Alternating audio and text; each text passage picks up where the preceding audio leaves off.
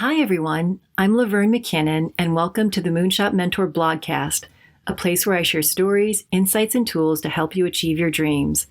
I call what I'm doing a blogcast rather than a podcast because I'm reading my blog out loud. Some people prefer listening to reading, and I don't judge. I just like to offer options. Today, I talk about one of the many reasons people get stuck in achieving their goals, people pleasing. I know this because I'm a recovering people pleaser, so I have firsthand experience of this phenomenon. As people pleasers, we may be focused on fitting in or living other people's values in order to receive external validation. People pleasers thrive on having their efforts, words, and actions recognized and approved of. What happens, though, is that when we don't listen to our own wants and needs, we eventually run out of steam or lose motivation. So keep listening to How People-Pleasing Screws Up Achieving Your Goals. I recently had a huge epiphany. I'm not for everyone. As a recovering people pleaser, this was huge news to me because I've long held the mistaken belief that I could pretzel myself into being pleasing to all. I know, it's crazy and crazy making.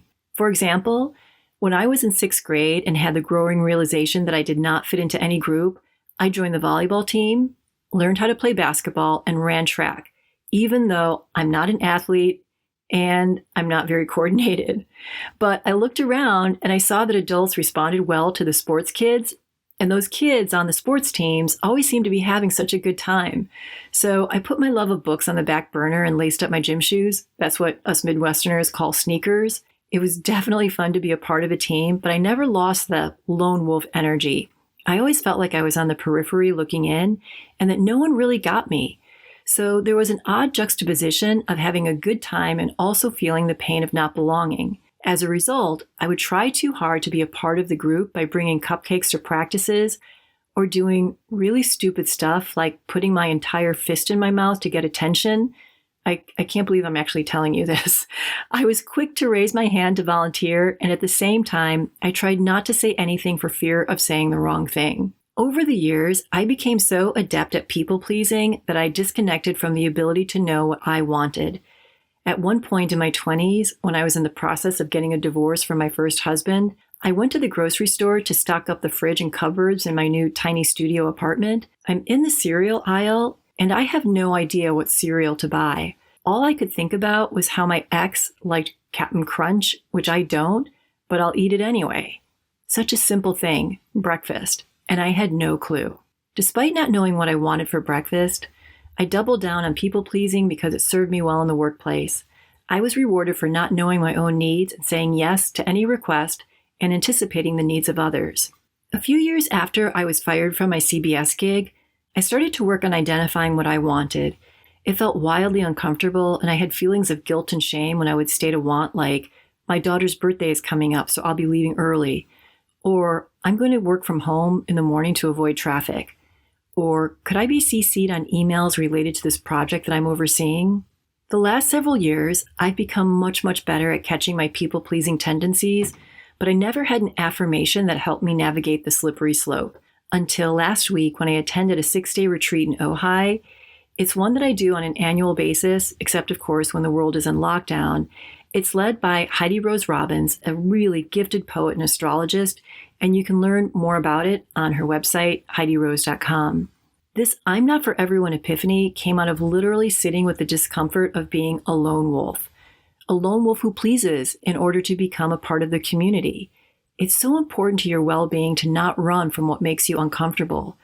Rather, get curious by journaling, taking a walk with your thoughts, talking it out with a trusted advisor or friend or therapist or coach or mentor. Through the curiosity, you can find what's underneath the pain point and get to the longing. And when you identify the longing, then you can course correct to find ways to have that need or want met. So here are some questions to help the people pleaser achieve their goals. The first question the people pleaser has to ask is this goal truly mine or does it belong to someone else? As people pleasers, we may trick ourselves into thinking that the goal belongs to us so we can make someone else happy. Second, if the goal is truly yours, who are you displeasing in pursuing and achieving that goal? The hard truth is that your goal may be upsetting to someone for a variety of reasons. They may feel jealous of your ambitions or what you're doing.